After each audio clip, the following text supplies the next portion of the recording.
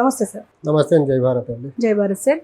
Sir ఇప్పుడు మనం vote హక్కు వినియోగించుకోవాలి అని యువతకు పిలిపించారు చిరంజీవి గారు. దీని గురించి మీరేం చెప్తారు? అంటే యువత నిజంగానే ఓటు హక్కును వినియోగించుకోవడం లేదంటారా? అంటే అవునండి. ఇప్పుడు యువత ఓటు హక్కు వినియోగించడం పర్టికులర్లీ ఎవరైతే ఫస్ట్ టైమర్ ఓటర్స్, ఎవరైతే యంగ్ బిలో 25, 30s ఉన్నారో, సో వాళ్ళు చాలా రెస్పాన్సిబుల్గా ఎలాంటి ప్రలోభాలకి గురి కాకుండా ఓటు హక్కును వినియోగించుకోగలిగితే మంచి ఫ్యూచర్ బిల్డ్ చేసే దాంట్లో వాళ్ళు చాలా ప్రముఖ పాత్ర పోషించిన వాళ్ళు అవుతారు.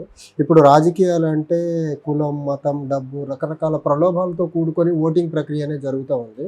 దానికి భిన్నంగా యూత్ ఎలాంటి ఫ్యూచర్ కావాలనుకుంటే, ఎలాంటి ఫ్యూచర్ని బిల్డ్ చేయాలనుకుంటున్నారు అని ఒక ఆలోచించి ఈ ప్రలోభాలన్నిటినీ రూపుమాపి ఒక ఫెయిర్ మేనర్లో ఎలక్షన్స్ జరిగి మంచి సొసైటీ నిర్మించాలంటే అది యూత్ చేతుల్లో ఉందండి. యూత్ కానీ ముందుకు వచ్చి ఎలాంటి దాన్ని ఏమంటారు పార్షియాలిటీస్కి లొంగకుండా ఓటింగ్ కానీ చేయగలిగి వాళ్ళ ఇళ్లలో వాళ్ళు ప్రభావం చూపించగలిగితే మంచి ఫ్యూచర్ నిర్మించే దాంట్లో, మంచి రాష్ట్రాన్ని, మంచి దేశాన్ని నిర్మించడంలో యూత్ యొక్క పాత్ర చాలా ఎక్కువ ఉంటుందండి. సో ఆయన ట్వీట్ చేసి చెప్పినట్టు యూత్ మీద చాలా రెస్పాన్సిబిలిటీ ఉంది. ఇప్పుడు మనం చూసుకుంటే ఆంధ్రప్రదేశ్లో పర్టికులర్గా గత 10 సంవత్సరాలుగా అభివృద్ధికి ఆంధ్రప్రదేశ్ చాలా వెనకబడిపోయింది అభివృద్ధి పరంగా. సో ఇలాంటి పరిస్థితుల్లో అభివృద్ధి పరంగా వెనకబడిపోతుందంటే అక్కడ ప్రధానంగా నష్టపోయేది యువత. ఉపాధి అవకాశాలు లేక, ఉద్యోగ అవకాశాలు లేక, సరైన గ్రోత్ రేట్ సరిగ్గా లేక, అన్ని రకాలుగా చూసుకున్న యువత ఎక్కువ నష్టపోతుంది. కాబట్టి యువత చాలా రెస్పాన్సిబిలిటీ తీసుకోవాలి ఈ విషయంలో, ముందుకెళ్ళే విషయంలో. అండ్ చిరంజీవి గారు ఇంతకుముందు మనకు తెలంగాణలో కూడా ఎలక్షన్స్ జరిగాయి. మరి అప్పుడు ఇయ్యలేని పిలుపు ఇప్పుడు ఇచ్చారు. అంటే యూత్కే ఇచ్చారు కేవలం. ఎందుకు అంటారు? అంటే పవన్ కళ్యాణ్ వెనక కేవలం యూత్ మాత్రమే ఉంటుంది అని చెప్పేసి అదే ఉద్దేశంతో ఇచ్చారంటారా? అదే దాని వెనకాల అంతర్యం ఏంటో తెలియదు కానీ మంచి సమాజం, మంచి రాష్ట్రం, మంచి దేశ నిర్మాణంలో యూత్ భూమిక చాలా ఎక్కువ ఉంటుంది. మా అధ్యక్షులు వారు చాలా రిపీటెడ్గా చెప్తూ ఉంటారు, vote percentage and polling of voting అనేది it should be more than 90% అయితే, ఎంత ఎక్కువ ఓట్స్ పోల్ అయితే ఎవరన్నా గెలవాలనుకునే వాళ్ళకి కావాల్సిన నంబర్ ఆఫ్ ఓట్స్ సంఖ్య పెరుగుతుంది. నంబర్ ఆఫ్ ఓట్స్ సంఖ్య పెరగాలంటే వాళ్ళ పనితీరు కూడా కొంచెం మెరుగుపడుతూ ఉంది. ఎక్కువ మందిని ఆకర్షించి ఎక్కువ మందిని మన వైపు అట్రాక్ట్ చేయాలంటే కొంచెం మంచి పనులు ఎక్కువ చేయాల్సి ఉంటుంది. ఈ రకరకాల ప్రలోభాలకి అందరూ సమాజంలో అందరూ లొంగుతారని చెప్పలేం. కాబట్టి ఓట్ పర్సంటేజ్ ఎక్కువ పెరగాలంటే పర్టికులర్లీ యూత్ ముందుకు రావాలి. యూత్ ముందుకు రావడమే కాకుండా సమాజంలో ఒక మార్పు దిశగా రాజకీయాలు తీసుకెళ్లే దాంట్లో యువత ప్రధాన పాత్ర పోషించాలి. అది మా అధ్యక్షుడు గారు టైమ్ అండ్ అగైన్ చెప్తున్నారు.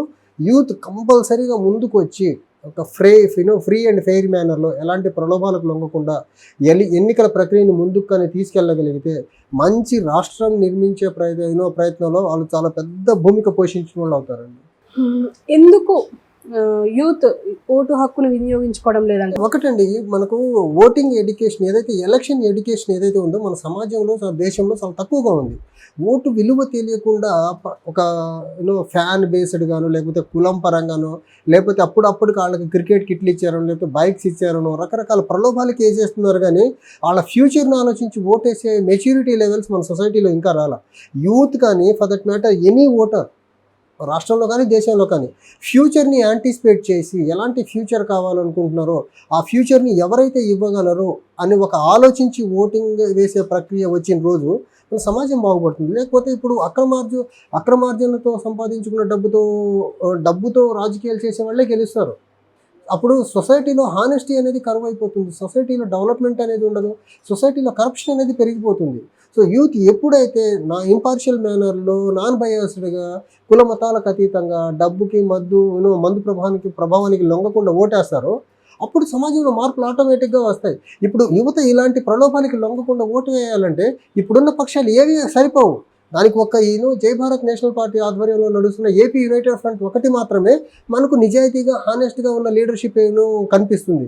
మిగిలిన అన్ని పక్షాలు గత 75 సంవత్సరాల్లో రకరకాల టైంలో వాళ్ళు పవర్లో భాగస్వామ్యులుగా ఉండి రాష్ట్రాన్ని, దేశాన్ని అవినీతిమయం చేసి, లేకపోతే అక్రమ సంపార్జన వైపు తీసుకెళ్ళిన వాళ్ళే తప్ప దేశాన్ని అభివృద్ధి పరంగా వెనక్కి నెట్టేసిన వర్గాలే కదా, పక్షాలే కదా ఇప్పుడు వరకు ఉన్నవి.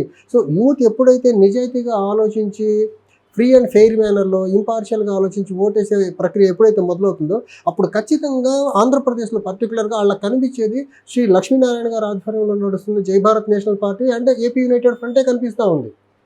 సో వాళ్ళకి ఎలాంటి ఫ్యూచర్ కావాలంటే ఫస్ట్ యూత్కో క్లారిటీ రావాలి. అండ్ యూతే కానీ ఇప్పుడు సదరు ఓటు హక్కు ఉన్న ప్రతి వ్యక్తి ఏం ఆలోచించి ఓటు వేయాలి అంటారు? అంటే ఓటు ఒకటండి. ఇప్పుడు సిద్ధం సంసిద్ధం సభలకి జనాలు తీసుకెళ్తున్నారు. ఫ్రీ బస్ ఛార్జ్ లేకుండా ఎవరైనా జర్నీ చేయగలరండి? ఫ్రీగా తీసుకెళ్తున్నారు, మీకు బిర్యానీ ఇస్తున్నారు, మీకు మంది ఇస్తున్నారు. వెళ్ళేదానికి వెళ్ళి వచ్చినందుకు డబ్బులు ఎంత 500 1000 రూపాయలు డబ్బులు ఇచ్చి తీసుకెళ్తున్నారు. ఇవన్నీ ఫ్రీగా ఎందుకు ఇస్తున్నారు వాళ్ళు?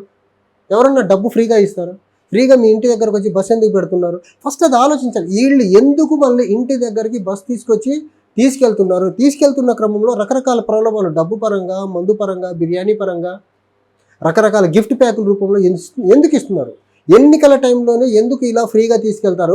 ఎన్నికలు అయిన తర్వాత ఆర్టీసీ బస్ ఛార్జీలు పెంచుకుంటారు. ఇప్పుడు మద్యం చూసుకుంటే మద్యం యొక్క ధరలు పెంచుతారు, నిత్యావసర సరుకుల ధరలు పెరిగిపోతాయి.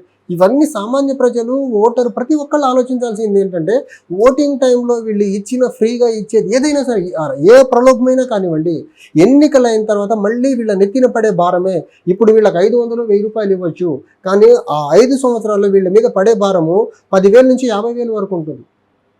అది ఆర్టీసీ బస్సుల ఛార్జ్ రూపంలో కానివ్వండి, మద్యం రూపంలో కానివ్వండి, నిత్యావసర వస్తువుల ధరల పెంపకంలో కానివ్వండి, లేకపోతే మన ఇంటికి వచ్చే గ్యాస్ సిలిండర్ ధర రూపంలో కానివ్వండి. ఈరోజు వాళ్ళు ఏదన్నా మనకు ఫ్రీగా కొంచెం ఇస్తున్నారు అంటే మిమ్మల్ని ప్రలోభానికి గురి చేసి వాళ్ళ వైపు అట్రాక్ట్ చేసుకునేదానికి ఫ్రీగా ఇస్తున్నారు. వాళ్ళు మళ్ళీ పవర్లోకి వస్తే మీ దగ్గర నుంచి భూచక్ర వడ్డీ వేసి మరీ వసూలు చేస్తారు. ఇది ప్రజలు, ఓటర్లు నిశితంగా గమనించి ఇలాంటి ప్రలోభాలకి దూరంగా ఉండండి. వాళ్ళు బస్ ఫ్రీగా పెడితే ఎక్కకుండా ఉండిపోయింది. ఆ మీటింగ్కి వెళ్ళకపోతే ఆ రోజు గడవదా మీకు? ఆ మీటింగ్కి వెళ్ళకపోతే మీరు బిర్యానీ తినలేరా? ఆ మీటింగ్కి వెళ్ళకపోతే మీరు 500 ఇంకో రూపంలో పనికి వెళ్ళి సంపాదించుకోలేరా? సంపాదించుకోగలరు, మీ ఇంట్లో వండుకొని తినగలరు. లేకపోతే ఇప్పుడు మద్యం తాగే వాళ్ళు ఉన్నారు, వాళ్ళు ఇచ్చే చీప్ లిక్కర్ ఆ నెల రోజుల్లో అప్పుడప్పుడు పంచే చీప్ లిక్కర్తోనే బతుకుతారు. వాళ్ళు కాదు కదా.